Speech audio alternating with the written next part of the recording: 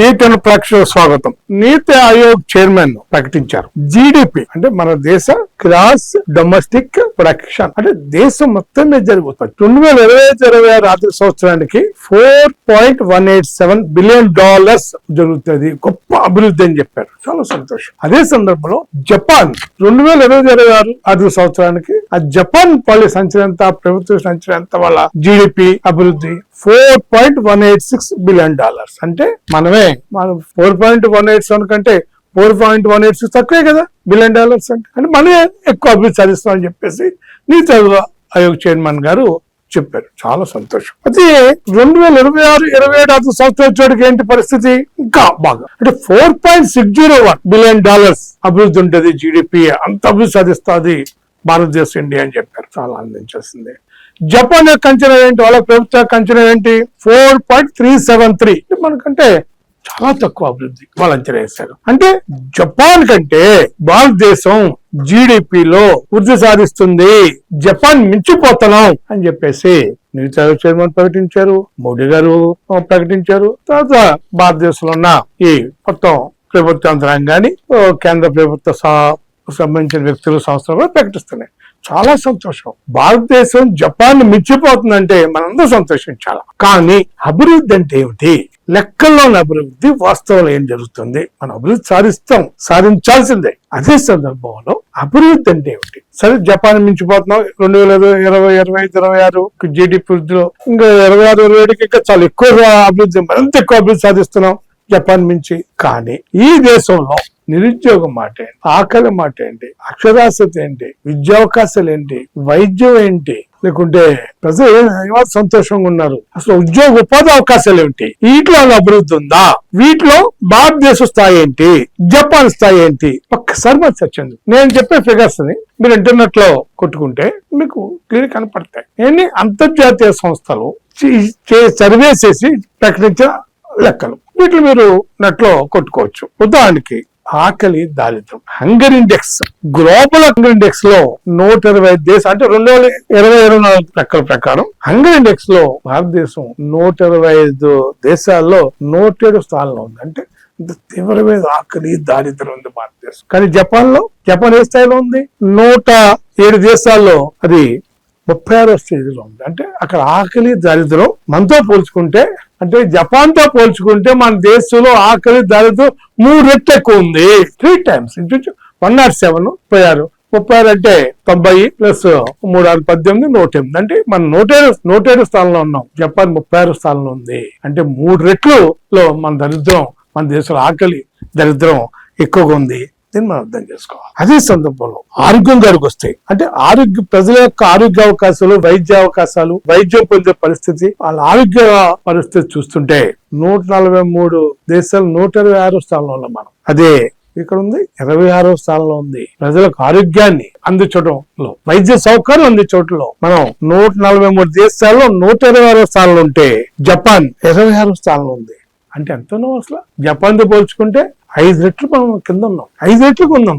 ఎందుకంటే 26 లెక్కేసుకోండి, 5 100 ప్లస్ 5 6 30 130 అంటే మనం 126వ స్థానంలో ఉన్నాం. అంటే ఇంచుమించు మన దగ్గర 5 రెట్లు ఎక్కువ అక్కడ వైద్యం, ఆ సౌకర్యాలు, ప్రజల ఆరోగ్య పరిస్థితి హెచ్చు స్థాయిలో ఉంది. మనం అంత దిగు స్థాయిలో ఉన్నాం. ఇక లిటరసీ అంటే అక్షరాస్యతకు అడుగొచ్చినోడికి 80% మందికి అక్షరాస్యత అయితే అక్కడ 99% మంది. ఇంకా విద్యా అవకాశాలు అంటే ఉన్నత విద్య చదువుకోవటానికి విద్యా అవకాశాలు, ఎడ్యుకేషన్.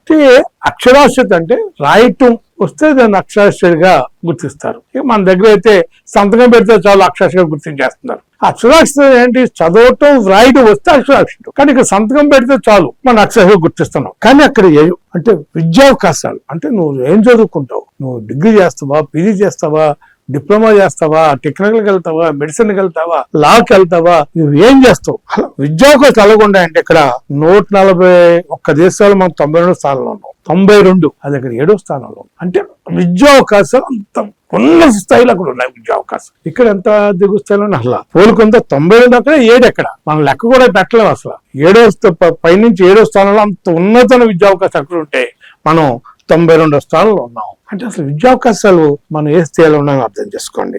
అంతేకాకుండా హ్యాపీనెస్, సంతోషం, ప్రజలు ఎంత సంతోషంగా ఉన్నారు, ఆ దేశంలో ప్రజలు ఎంత ఆనందంగా ఉన్నారో లెక్కలు తీస్తే మనం 118వ స్థానంలో ఉన్నాం. జపాన్ 51వ స్థానంలో ఉంది. 118, 51 నేను లెక్కలు వేసుకోండి. అంటే అక్కడ ప్రజలు చాలా సంతోషంగా ఉన్నారు. మనం ఇక్కడ వాళ్ళు 51వ స్థానంలో ఉంటే మనకు దిగుని 118వ స్థానంలో మనం ఉన్నాం. హ్యాపీనెస్.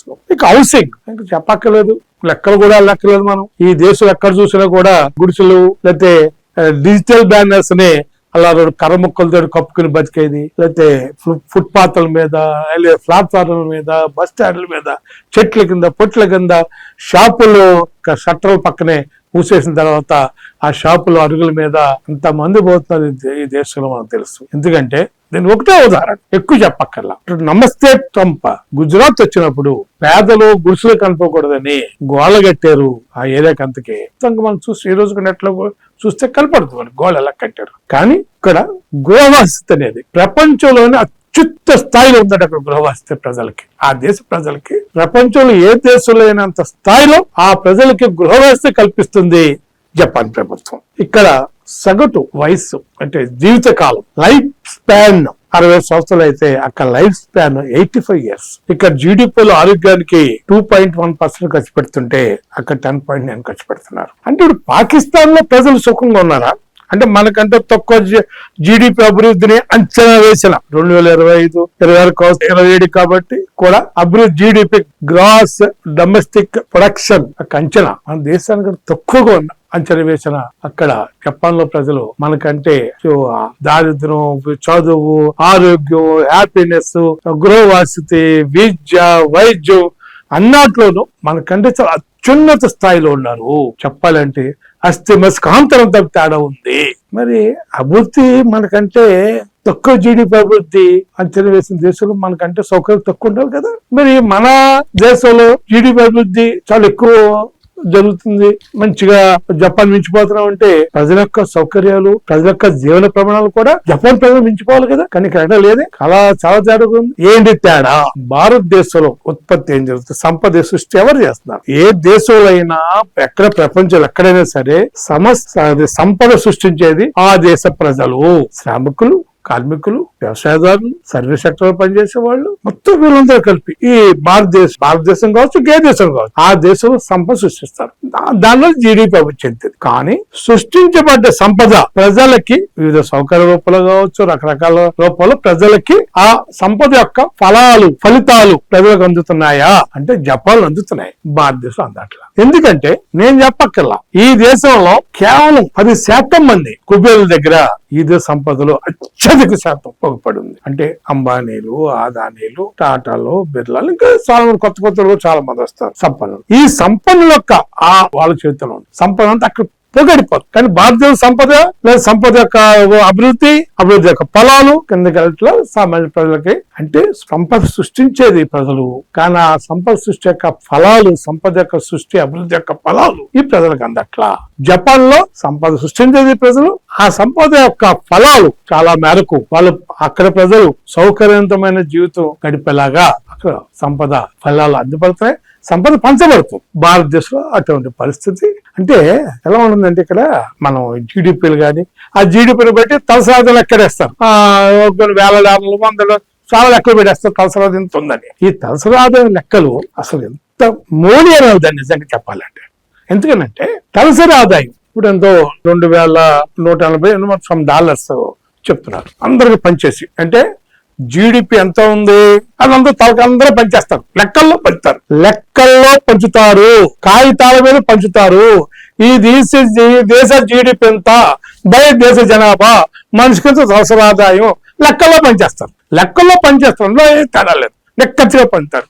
వాస్తవానికి వచ్చినప్పటికీ ఈ దేశంలో రోజుకి వందల వేల కోట్లు ఆదాయం సంపాదించి అదాని అమ్మాయిలు లాంటి కుబేర్లు ఉంటారు. కుబేర్లు కూడా అనకూడదు, ఇంకా ఏమన్నా అర్థం కావట్లా, కుబేర్లు మించిన వాళ్ళు. అదే సందర్భంలో రోజుకు 100-150 ఆదాయం కూడా లేకుండా, రోజుకు 2 పూట్ల కనీసం గింజో గట్టుకొని తినేంత ఆదాయం కూడా లేకుండా అత్యధిక శాతం ప్రజలు ఎంతమంది? దిగువ మధ్యతరగతి, సామాన్యులు, పేదలు, కటిక పేదలు, ఇంతమంది ఉంటారు. కానీ మొత్తం భారతదేశ యొక్క మొత్తం సంపద అంతా లెక్కలు, ఇంత సంపద జీడిపి ఎంత వచ్చింది, గ్రాస్ బై 140 కోట్లు, మనిషికి ఇంత ఆదాయం కాగితాల మీద మాత్రం పంచుతారు. వాస్తవంగా వచ్చినప్పుడు మాత్రం వేల కోట్లు, లక్షల కోట్లు సంపన్నులలో ఉంటాయి. ఇక్కడ గుడిసు కూడా ఉండదు, గెంజి ఉండదు, గటక ఉండదు. ఇది భారతదేశ అభివృద్ధి.